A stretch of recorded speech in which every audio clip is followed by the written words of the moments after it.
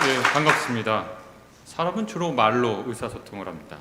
사람은 발성기관을 통해서 말을 하는데, 제가 생물학자들한테 좀 물어보니까 원래 발성기관은 소리를 내기 위해서 있는 기관이 아니고 보다 더 근원적인 역할을 담당했다고 하더라고요. 숨쉬고 음식물 등을 씹고 삼키는 등 생존에 보다 근원적인 기능을 담당했다고 합니다.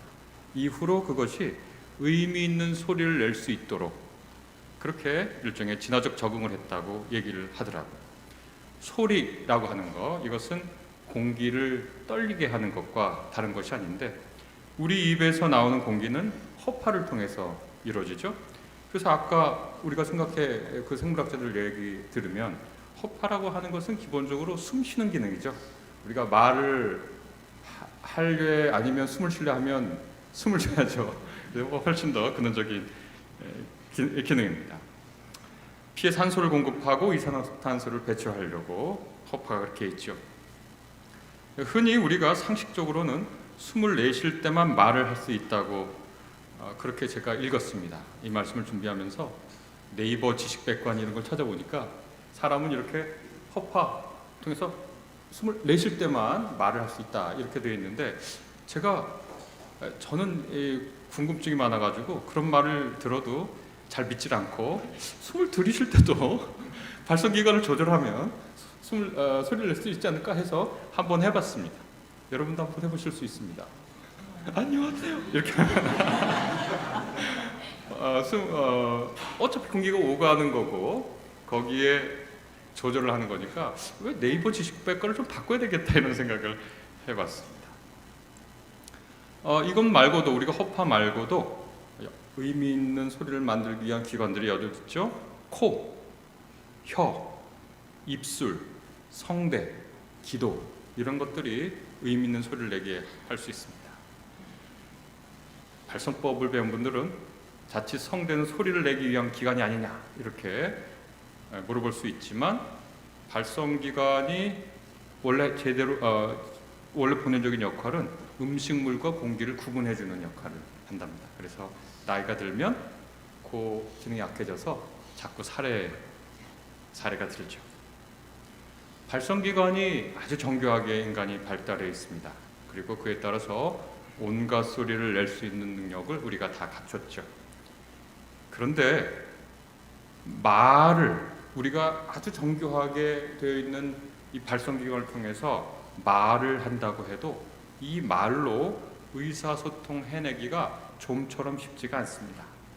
말을 해도 알아듣지 못하고 말로 내 마음을 다 표현하지도 못하죠. 그래서 우리는 비언어적 의사소통을 시도합니다. 몸짓 언어죠. 어떨 때는 눈짓 언어를 사용하기도 하고, 어떨 때는 어떤 질문을 하고 그 질문에 대해서 도저히 뭐라고 쉽게 답할 수 없을 때 눈빛으로 상대방에게 자신의 마음을 전하기도 하지요. 그런데 이 언어적 의사소통뿐만 아니라 비언어적 의사소통 모두 동원해도 우리 마음을 전하고 그 마음을 우리가 알아듣기에는 쉽지 않습니다. 지상에 사는 동물들은 어떻게 의사소통을 할까요? 그들은 인간처럼 발성기관이 정교하지 않죠. 우리가 생각할 때 정교하지 않죠. 발성기관을 통한 말보다는 다른 감각기관을 활용하는 그런 동물들이 꽤 있습니다. 잘 알려진 대로 개미 같은 경우에 후각을 사용합니다. 개미 연구를 많이들 하셔가지고 그 연구들을 보면 개미들은 그 페로몬이라는 걸 내놓는데요. 그러면 아주 긴밀하고 신속하고 정확한 정보를 주고받는답니다. 예를 들어 얼마 정도 앞에 어떤 종류의 먹이가 있다는 걸 페로몬을 해가지고 알려줄 수 있다고 그러니까 대단하다고 생각합니다. 개미의 의사소통 수준이 어느 정도가 될까? 생물학자들한테 이렇게 저렇게 물어봤는데, 그냥 제가 어림짐작 생각해보면 고등한 개미 집단의 수는 수만에 이릅니다. 인간이 수만 모이면 도시가 됩니다. 그러니까 직접적인 비교는 어렵지만 개미의 의사소통 수준도 수만에 이르는 개미 개체가 일사불란하고 통일성 있게 확장하고 유지할 정도로 그 정도 의사소통을 하고 있다는 것을 우리가 알 수 있습니다. 영장류에 속한 동물들 역시 집단을 이루고 사는 한, 그러니까 집단, 무리 생활을 하는 한 시각, 청각, 후각, 미각, 촉각 다 활용해서 의사소통합니다. 그리고 지상에 사는 동물, 우리를 포함해서 다른 종들하고도 서로 의사소통하죠. 요즘은 애완견, 애완묘라고 하면 큰일 나죠. 반려견, 반려묘라고 합니다. 저희 집에도 강제로 반려당한 묘가 한 마리 있습니다. 딸이 자차를 나갔다가 유기묘를 입양하고 딸이 다시 집으로 들어오니까 강제 반려를 당해서 제가 고생을 하고 있습니다. 사실은 그렇게 저는 같이 지내는 걸 원치 않았는데, 인간에게서 받은 상처를, 우리가 같은 인간에게서 받은 상처를 다른 종인 개나 고양이를 통해서 위로받고, 뭐 내 말을 알아듣는지 못 알아듣는지 모르겠는데 개를 보면서 그렇게 하소연도 하고요. 인간 사이에 부대끼고, 인간이란 존재가 내 앞에 나를 둘러싼 인간이란 존재들이 버겁게 느껴질 때 다른 종과 삶을 반려해가면서 삶의 위로와 안식을 찾기도 하는 것 같습니다. 그런데 저는 이런 생각을 해봤습니다. 바다 동물은 어떻게 의사소통을 할까요? 바다 동물도 군집 생활을 하잖아요. 바다 동물들은 우리는 이제 공기를 매질로 이렇게 의사소통을 하는 건데, 그래도 우리가 좀 밝잖아요. 근데 바다는 매질이 물이고, 아무래도 물이 좀 떨어질 수도 있다는 생각이 들고요, 우리로는. 그 다음에 잘 보이지도 않는데, 그래서 바다 동물들은 자신들의 의사소통 방식을 개발해 갔는데, 전기를 찌릿찌릿 내는 모양인데, 소리를 또 내는데, 그 다음에 몸의 색을 변화시키고 또 몸짓을 사용하고, 우리는 알 수는 없지만 표정도 변화해 가면서 서로가 서로에게 비언어적 의사소통을 한다고 학자들이 얘기하더라고요. 자기의 감정 상태, 어떤 상황을 알려줍니다. 그래서 어디에 먹을거리가 있다, 우리 서로 사랑의 연을 맺자, 호식이나 번식, 그 다음에 너 가까이 오면 내가 너 가만히 안 둬 하는 상대방에 대한 위협, 그 다음에 여기 위협이 있으니까 탈출해 하고, 이런 소식들을 하는데 바다 동물들이 아까 말한 전기장, 표정, 몸의 색 변화, 소리 등등등을 낸답니다. 전기로 의사소통하는 가장 유명한 건 뱀장어, 전기뱀장어이죠.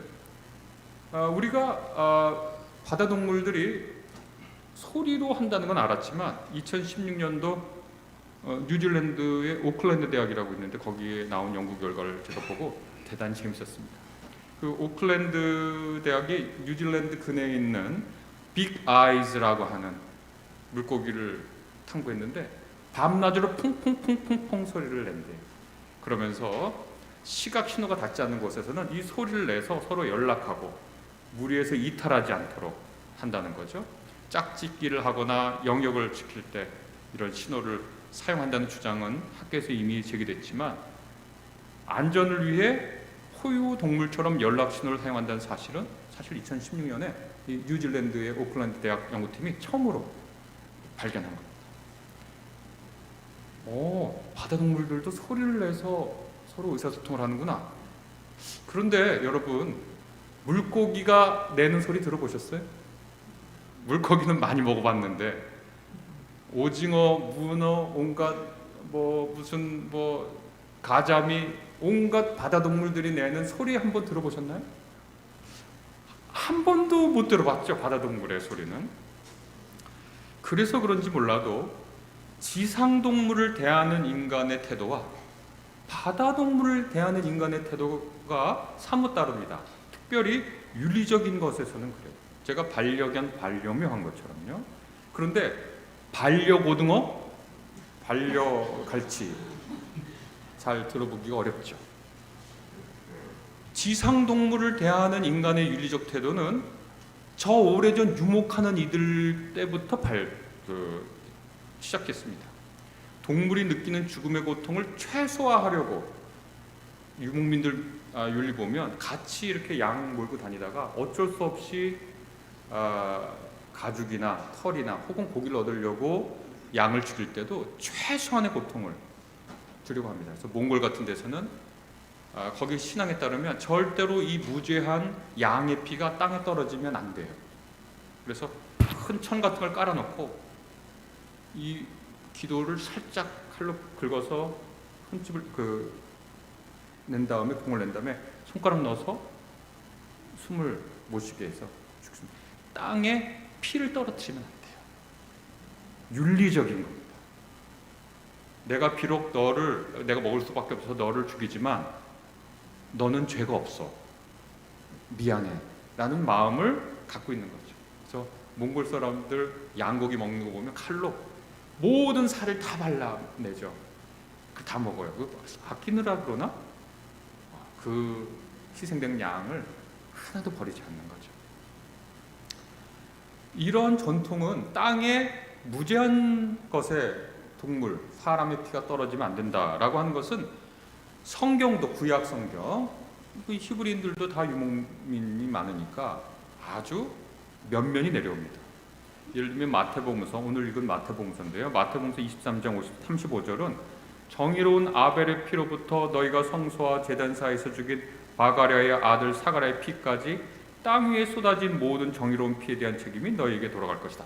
땅 위에 쏟아진 피, 이것들을 인간이나 동물이나 모두 흘리게 하면 안 된다고 그렇게 얘기합니다.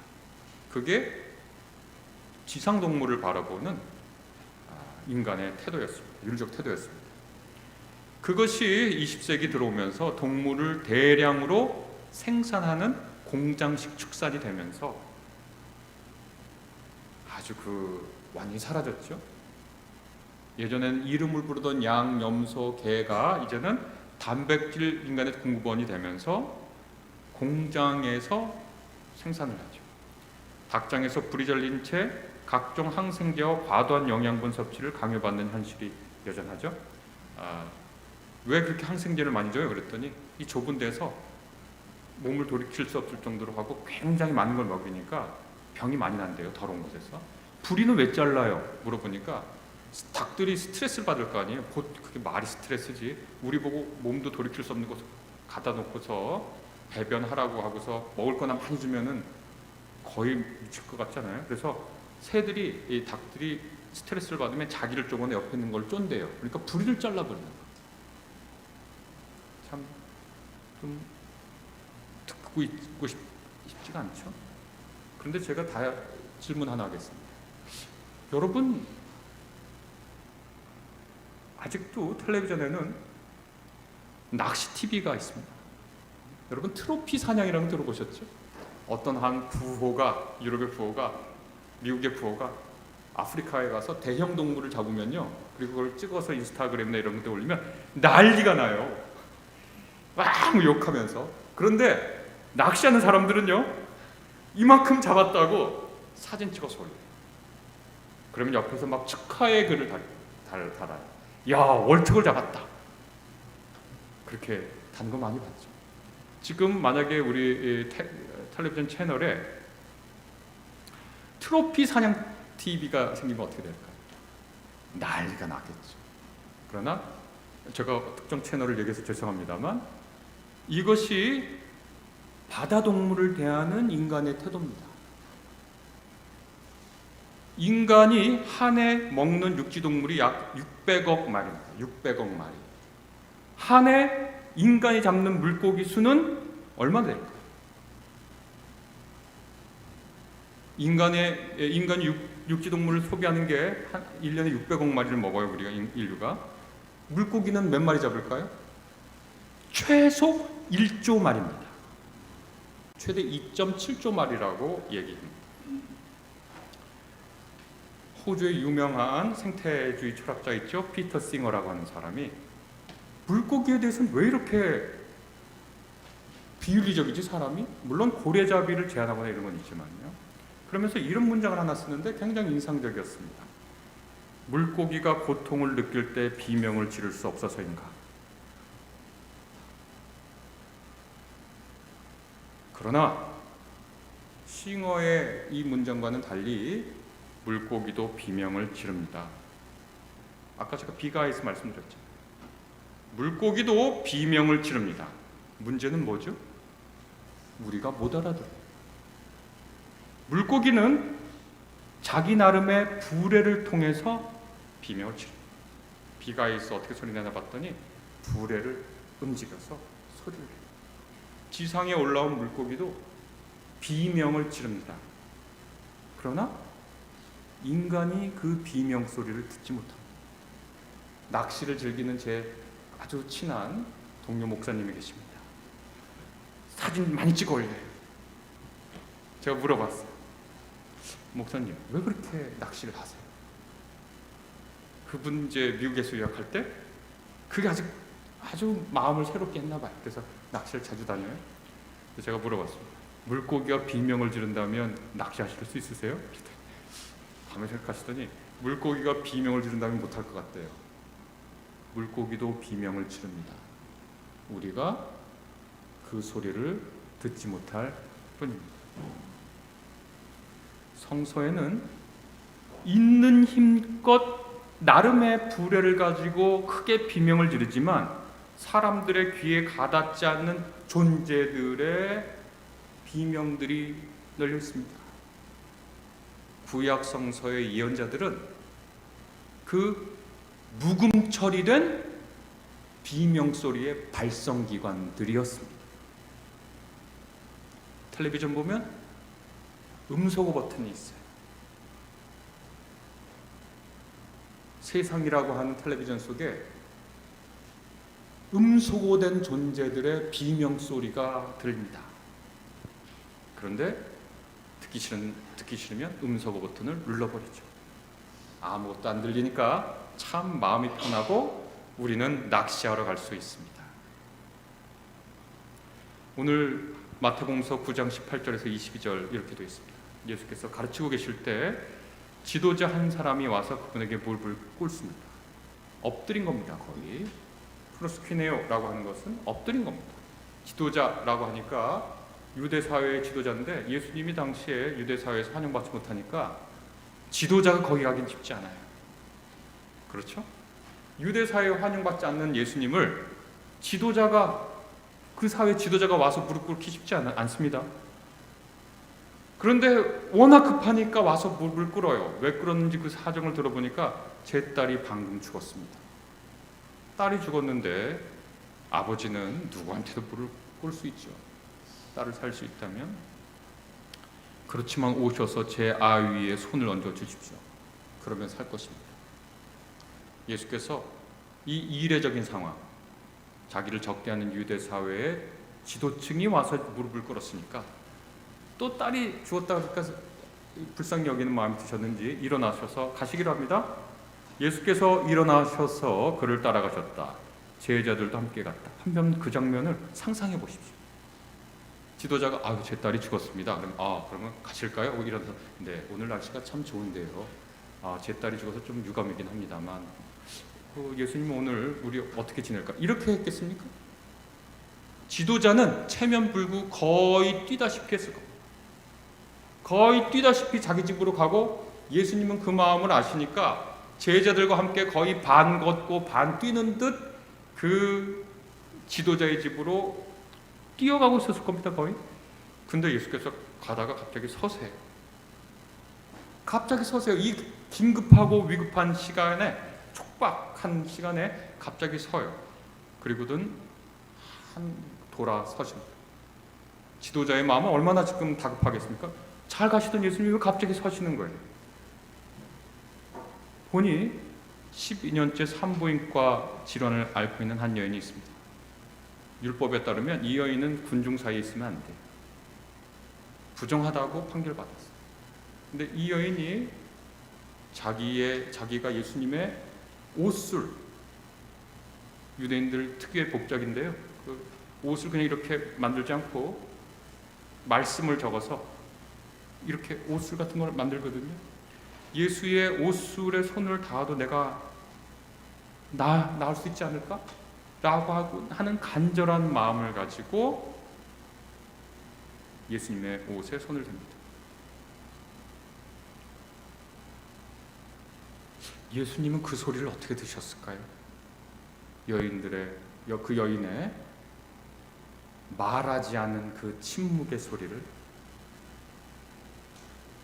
그런데 예수께서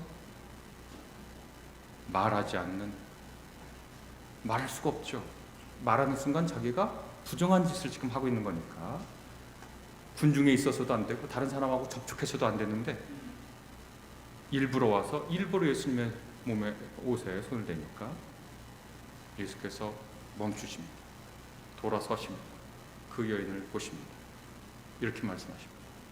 그대 힘내시오. 그대의 믿음이 그대를 낫게 했소. 발성기관이 진화 초기에 원래 다른 근본적인 기능을 수행했던 것처럼 흔히 모태인 신앙이라는 말은 있지만 우리는 본래 우리의 의지대로 예수를 믿던 사람들은 아닙니다. 우리는 아마 예수님을 믿기 전에 우리가 더 근원적인 존재 이유와 목적과 삶에 가치가 있다고 생각했을 수 있습니다. 그러나 지금 우리는 여러 이유에서 신앙인이 되었고 되려고 합니다. 저는 오늘 여러분에게 신앙인이란 침묵의 발성기관이 되어주는 거라고 말씀드렸습니다. 묵음 처리된 것을 들을 수 있는 청각기관이 되는 것이라고 말씀드리고 싶습니다. 신체 외부의 공기 변화를 정기적 신호로 바꾸는 역할을 하는 청각기관의 역할에 빗대어 우리 신앙인들은 묵음 처리된 것들을 가장 생생한 신호로 바꾸는 역할을 해야 하는 것을 배우는, 신앙의 감수성을 익히는 길에 지금 우리가 서 있습니다. 동료 인간들을 향해서도, 그리고 우리에게 들리지 않지만 우리에게 말하고 있는 지구 위에 있는 여러 생명체들을 향해서도 묵음의 청각기관, 침묵된 것의 발성기관으로 살아갑니다.